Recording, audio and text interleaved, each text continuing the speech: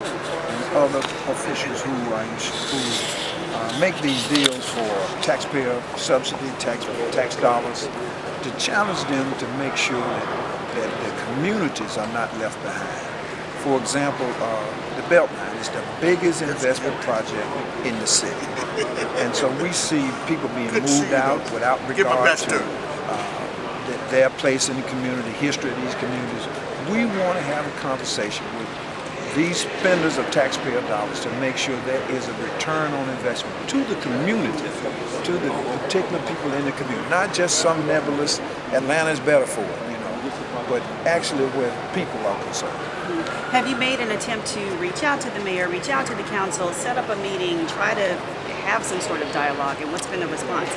So our first four targets were MARTA, Tyler Perry Studios, both of whom responded, the Atlanta Falcons and the Beltline. We did not get a response from the Beltline or the Falcons. The Falcons basically, hey, whatever the mayor says.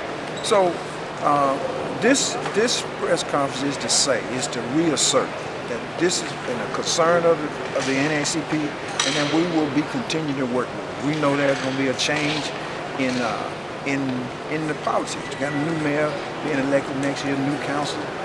This is a long-term project, a long-term commitment that we make into the community that we will be working on behalf of. And you said MARTA and Tyler Perry Studios responded to your efforts in what way? They did. Well, MARTA in particular has a lot of data out. We had conversations with both MARTA and Tyler Perry Studios. We did not with either the Falcons, meaningful conversation, or the Beltline. So the conversations that you got that were meaningful from the first two parties made you feel reassured how? Well, that we have a basis to work with, that they are cooperative, they understand our objectives, and they will help participate. Tell me a little bit about, give me an example of how homeowners or neighbors are being impacted by some of these developments and changes. Well, clearly, the first thing is inconvenience. As they go through building roads and trails and so forth, there's an inconvenience.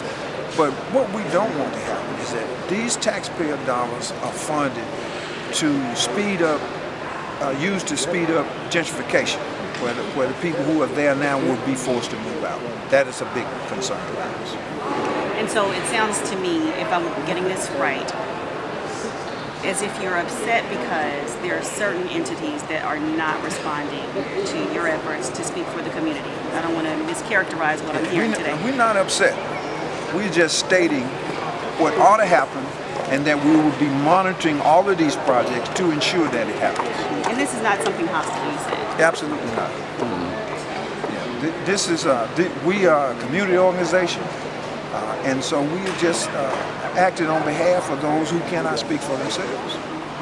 Anything I didn't ask you that you thought was important to add or talk about? Well, it's important that beyond the haves, that this council and this mayor and this city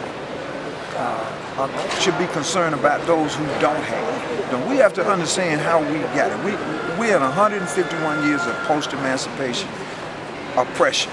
Atlanta is an island that we have black politicians, we have other people of minorities and politicians. So we have to be more concerned about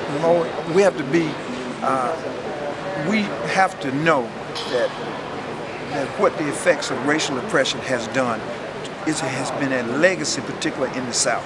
And Atlanta has an opportunity to undo some of that, to give the next generations a chance.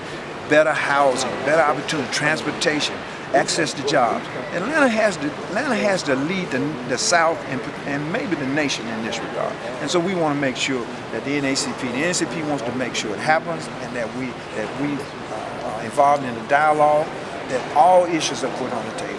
For example, the governor just put forth a bill to what he called Opportunity School District. Didn't have a conversation with anybody in the community, but he decided on his own what was going to be best. That shouldn't happen in the city of Atlanta. Once we get past the state, the first step, I guess, which would be dialogue, opening up the lines of communication, is there something solid that you would like to see done? There would be a host of opportunities to benefit the community. We don't want to get into defining all of them because we don't know what they might be, what they could be. We open for dialogue. We're looking for things that benefit the community in a meaningful way. It sounds like you just want to make sure everybody's